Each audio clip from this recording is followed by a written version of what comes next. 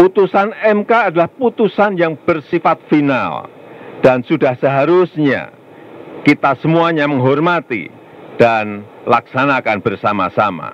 Pemerintah menghormati putusan MK yang final dan mengikat.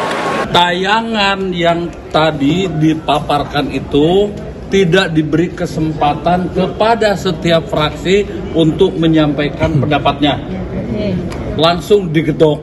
Nah, setelah itu tutup ya sudah, kita masuk sekarang kepada tahap berikutnya, tim sin. Oke, ya sudah, istirahat. Lalu kami minta untuk di print. Ya, setelah di print itu ternyata justru bertentangan dengan keputusan Mahkamah Konstitusi. Ya, saya bacakan. Belum menyaksikan video ini, pastikan bosku jangan lupa subscribe. Karena subscribe itu gratis plus bonus tonton video terbaru setiap harinya.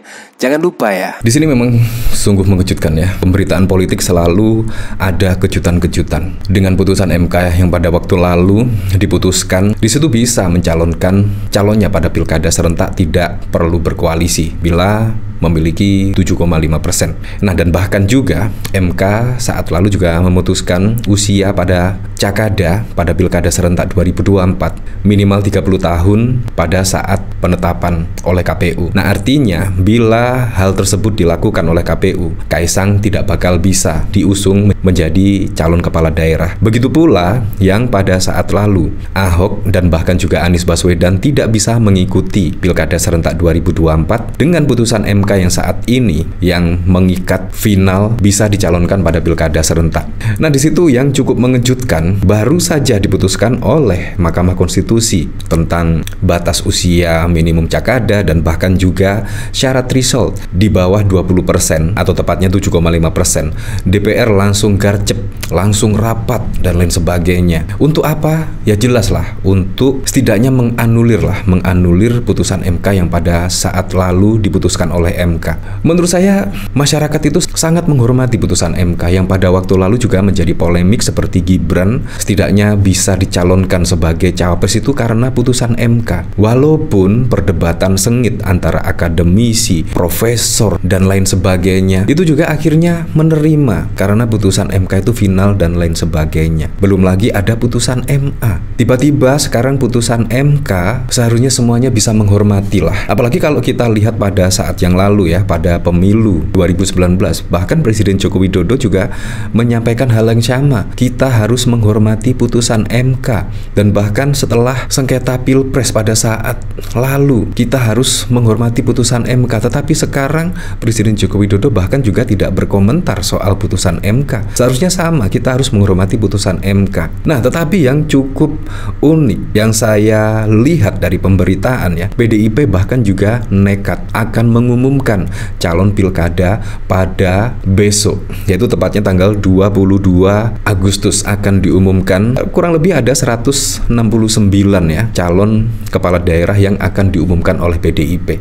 Ya, memang sebagai warga negara yang taat konstitusi, yang taat hukum, memang harus mendengar setidaknya atau mematuhi putusan dari Mahkamah Konstitusi. Menurut saya sangat keren sekali kalau kita lihat dari PDIP merespon putusan MK. Megawati umumkan calon kepala daerah gelombang kedua besok ada di Jakarta. Ya, memang pertanyaan, kalau kita merujuk dari putusan MK, ya sudah, tidak bisa diganggu gugat, final, mengikat dan lain sebagainya sejak palu diketok oleh hakim Mahkamah Konstitusi. Menurut saya itu karena Mahkamah Konstitusi itu tidak terikat ya dengan DPR dan juga pemerintah. Menurut saya sangat berbeda sekali ya putusan dari Mahkamah Konstitusi dan harus dijalankan, dan setidaknya KPU juga harus merespon dengan cepat putusan Mahkamah Konstitusi mengingat pendaftaran pada tanggal 27 Agustus. Nah, bahkan yang cukup mengejutkan juga dari pemberitaan, yaitu KPU diminta segera tindak lanjuti putusan MK, abaikan revisi Undang-Undang Pilkada buatan DPR. Nah, menurut saya di sini sudah terang benderang ya, yaitu putusan MK memang sangat final dan mengikat dan tidak bisa diganggu gugat. Sama halnya pada putusan MK ketika Anwar Usman menjadi ketua MK. Walaupun sudah diputuskan oleh MK, Anwar Usman mendapatkan pelanggaran kode etik berat. Di situ pun keputusan dari Anwar Usman juga tidak bisa diganggu gugat, tidak bisa dianulir, mengikat dan lain sebagainya. Sama halnya seperti pada putusan MK saat ini. Ya, menurut saya sangat keren sekali, yaitu putusan MK saat ini setidaknya mewakili lah perasaan masyarakat, mewakili yaitu para akademisi dan lain sebagainya. Nah, yang cukup keren sekali dari pemberitaan, bahkan MK di sini juga mengultimatum setidaknya. MK peringatkan KPU jika tetap loloskan calon kepala daerah yang tak penuhi syarat. Nah, di sini kalau misalkan KPU meloloskan kepala daerah yang tak penuhi syarat seperti syarat minimum usia dan lain sebagainya, bila besok ada sengketa pilpres, maka calon tersebut akan digugurkan dan lain sebagainya. Menurut saya memang harus ada ketegasan di Mahkamah Konstitusi bila besok ada pelanggaran dan lain sebagainya oleh KPU. Nah, dari sini bahkan juga dari Deddy Sitorus,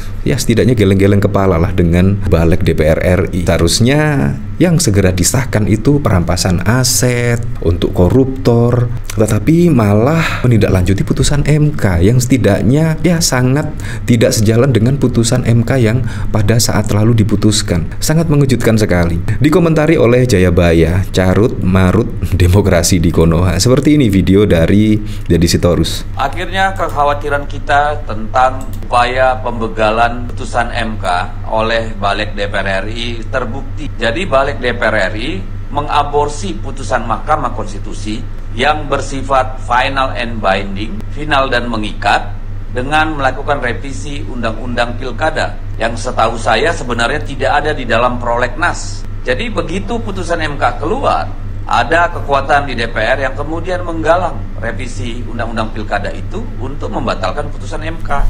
Ini adalah penggunaan kekuasaan yang sangat telanjang, sehingga lembaga seperti DPR RI malah digunakan untuk melawan putusan konstitusional oleh Mahkamah Konstitusi.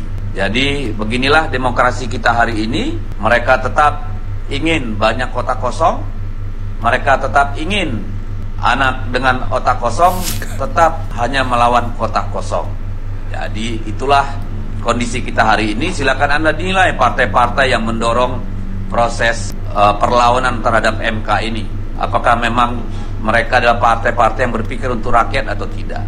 Seharusnya Balik itu main cepat mengeluarkan undang-undang terkait urusan-urusan rakyat, petani, nelayan, buruh, kaum miskin, ya, para pensiunan dan sebagainya. Kok malah bikin undang-undang baru untuk melawan putusan MK?